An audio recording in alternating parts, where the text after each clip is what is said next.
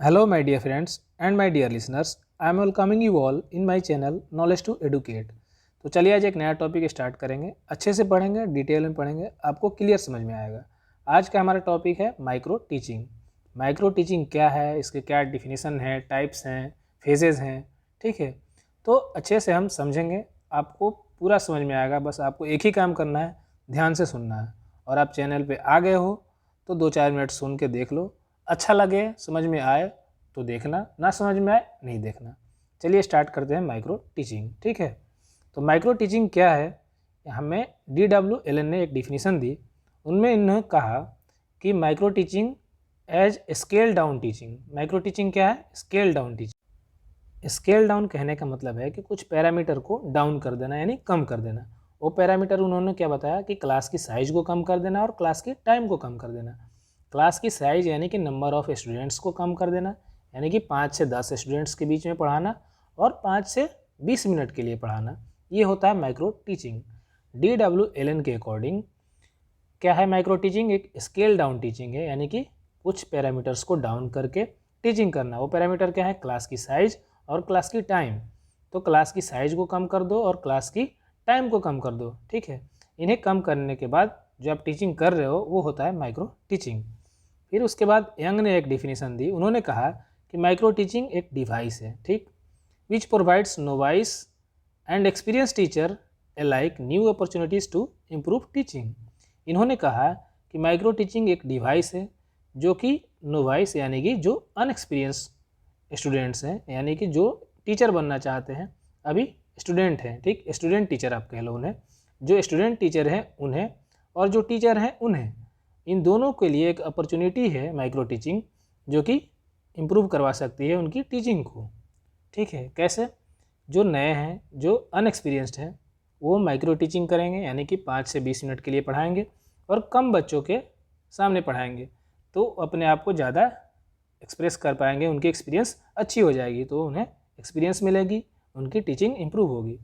और जो एक्सपीरियंस्ड हैं, तो जैसे कि आप लोगों को पता है कि टीचिंग क्या है? कंटिन्यूअस प्रोसेस है। टीचिंग में हर बार कुछ ना कुछ नए नए कंसेप्ट आते रहते हैं, उन्हें पढ़ाना होता है, अपडेटेड रहना होता है। तो टीचर अपने आप को अपडेट कैसे करेगा? छोटे बच्चों के बीच, छोटे बच्चे कह रहा हूँ सॉरी, कम बच्चों के बीच में उन्हें पढ़ाएगा, अपने आप को अपडेट करेगा और अपडेट करके अपनी टीचिंग को इम्प्रूव कर लेगा, ठीक है। तो ओवरऑल टीचिंग, माइक्रो टीचिंग क्या है? तो micro teaching can be defined as specialised training provided to trainee teachers to gain specific teaching skill and become potent teacher. तो माइक्रो टीचिंग क्या है? एक स्पेशलाइज्ड ट्रेनिंग है जिसमें ट्रेनी टीचर, जो स्टूडेंट टीचर हैं, वो क्या करते हैं? स्पेसिफिक टीचिंग स्किल को गेन करते हैं और पोटेंट यानी पोटेंशियल टीचर बनते हैं, एक अच्छे टीचर बनते हैं, स्किलफुल टीचर बनते हैं। तो माइक्रो टीचिंग एक ऐसी ट्रेनिंग है जहाँ पे जो स्टूडेंट टीचर हैं वो अपने स्किल को अच्छे से गेन कर पाते हैं, इम्प्रूव कर पाते हैं और पोटेंट टीचर बनते हैं, ठीक है। स्किल्स इन माइक्रो टीचिंग, तो क्या क्या स्किल्स हैं जिस पे हमें ध्यान रखना होता है माइक्रो टीचिंग में? स्किल ऑफ इंट्रोडक्शन यानी कि आप कोई भी टॉपिक पढ़ाने जा रहे हो, कोई भी सब्जेक्ट पढ़ाने जा रहे हो, तो उसे आप इंट्रोड्यूस करोगे ना, तो आपको इंट्रोड्यूस करने की जो स्किल है आपकी, उसे बोलते हैं स्किल ऑफ इंट्रोडक्शन।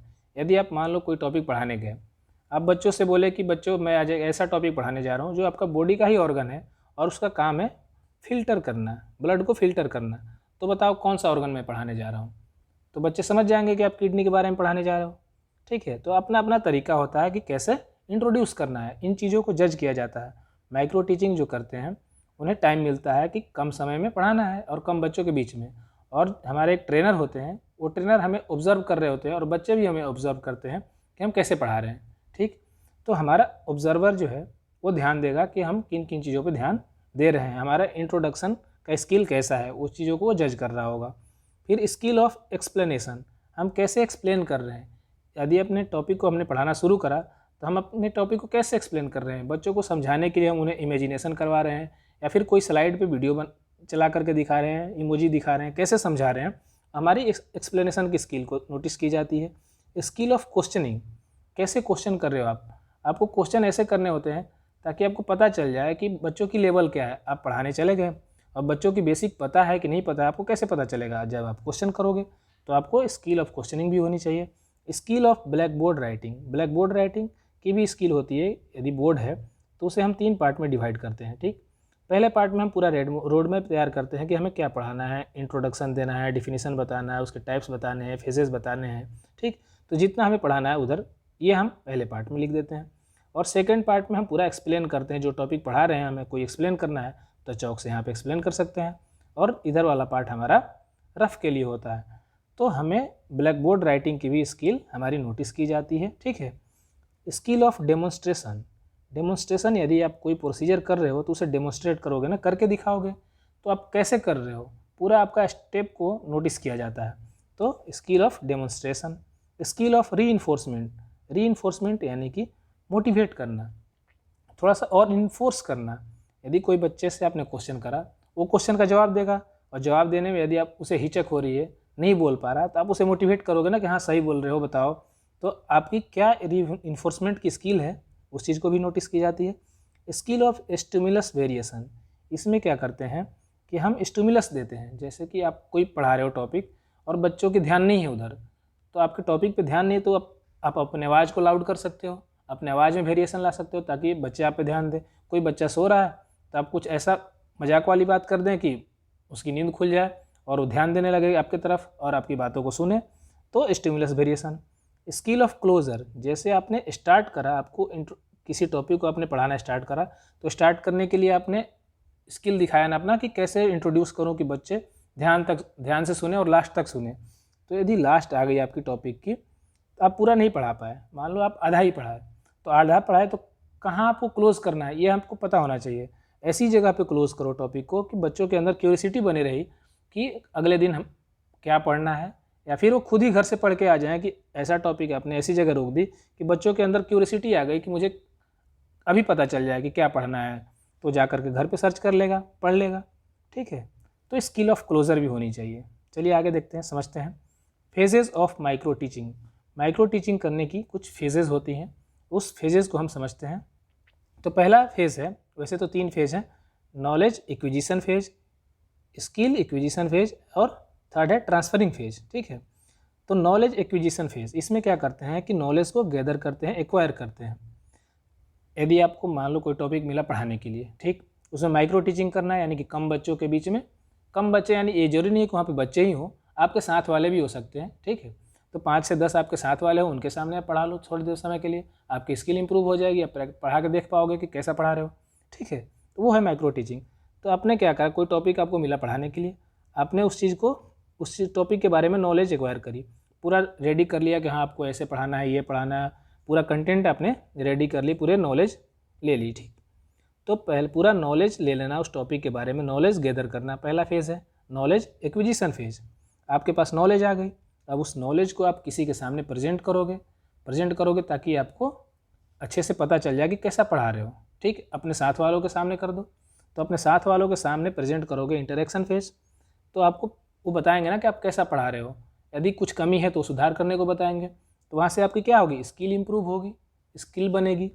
तो पहले आपने नॉलेज ली, फिर उसके बाद आपने स्किल को बढ़ाया, ठीक। स्किल बढ़ाने के बाद थर्ड फेज होता है ट्रांसफरिंग फेज। इसमें क्या होता है, trainee teacher teach in real classroom. आपने नॉलेज ले लिया, स्किल ले लिया, अब रियल क्लासरूम में जा कर के पढ़ाओ, ठीक है। और वहाँ पे आपको रियल सेटिंग में क्या होगा कि अच्छे से आपकी भी नॉलेज बढ़ेगी और बच्चों की भी नॉलेज बढ़ेगी। तो ये फेज़ होते हैं, ठीक है, माइक्रो टीचिंग के।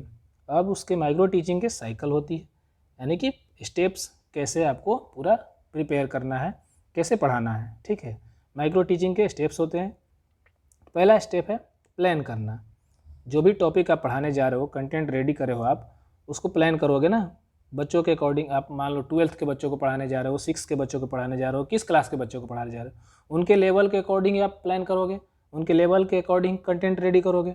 तो पहले प्लानिंग करना, ठीक, अपना लेसन प्लान बनाना कि कैसे कैसे पढ़ाना है, कौन से टॉपिक कितने देर में पढ़ाना है, ठीक। उसके बाद आप 6 मिनट के लिए टीच करोगे, ठीक। टाइम पे भी ध्यान रखना है कि 6 मिनट पढ़ाना है।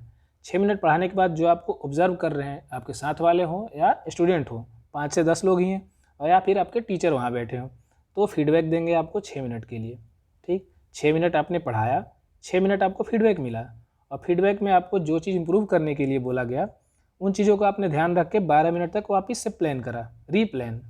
पहले प्लान किया था, फिर 6 मिनट पढ़ाया, फिर 6 मिनट आपको फीडबैक मिली। उस फीडबैक को ध्यान में रखते हुए आपने रीप्लान करा 12 मिनट तक। 12 मिनट प्लान करने के बाद आपने 6 मिनट फिर से वापस से पढ़ाना है, ठीक। फिर उसके बाद आपको फिर से 6 मिनट के लिए फीडबैक मिलेगी। तो ये साइकिल कंटिन्यू होती है, ठीक है। तो ये 36 मिनट की साइकिल है, ठीक। 6 minute teaching, 6 minute feedback, 12 minute replan, 6 minute reteach और 6 मिनट रीफीडबैक, ठीक है। उम्मीद करते हैं आपको समझ में आ रहा होगा। आप ऐसे ध्यान से सुनते रहें, आपको क्लियर समझ में आ जाएगी सारी बातें। Advantages of micro teaching.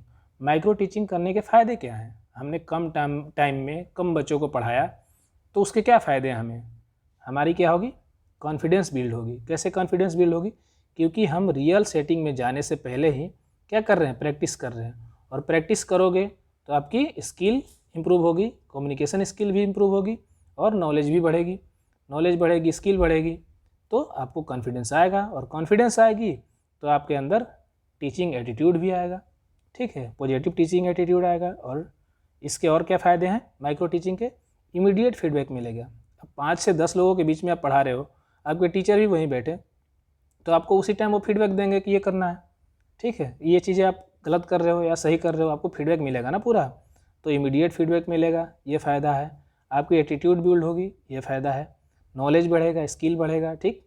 Communication skill बढ़ेगा, आपकी कॉन्फिडेंस बढ़ेगी, ठीक है। इसके लिमिटेशन क्या हैं? क्या कुछ आप डिसएडवांटेज कह सकते हो तरीके से। तो क्या लिमिटेशन है माइक्रो टीचिंग के? तो लिमिटेशन क्या है कि लिमिटेड टू लेक्चरिंग। आपको 36 मिनट ही मिला है, आपको 36 मिनट में सब करना है। उसमें भी 6 मिनट पढ़ाना है, फिर उसके बाद 6 मिनट और पढ़ाना है, यानी 12 मिनट ही। तो कम टाइम आपको मिला है, तो उसमें आप लिमिटेड रहोगे अपने लेक्चर पे ही। ज़्यादा कुछ इधर उधर की बातें नहीं बता पाओगे, ज़्यादा एक्सप्लेन नहीं कर पाओगे, तो आपकी क्रिएटिविटी रिड्यूस हो जाएगी, ठीक। और मिनिमम फीडबैक, आप 5 से 10 लोगों के बीच में ही पढ़ा रहे हो, तो 5 से 10 लोग ही आपको फीडबैक दे रहे हैं। हो सकता है आपको 5 से 10 लोगों को आपने जिन्हें पढ़ाया उन्हें अच्छा लगा, पर आप रियल सेटिंग में जा रहे हो, वहाँ पे 50 बच्चे बैठे हैं, 55 बच्चे बैठे हैं, तो उन्हें हो सकता है कि अच्छे से समझ में ना आया, तो उनका फीडबैक कुछ और आएगा, ठीक।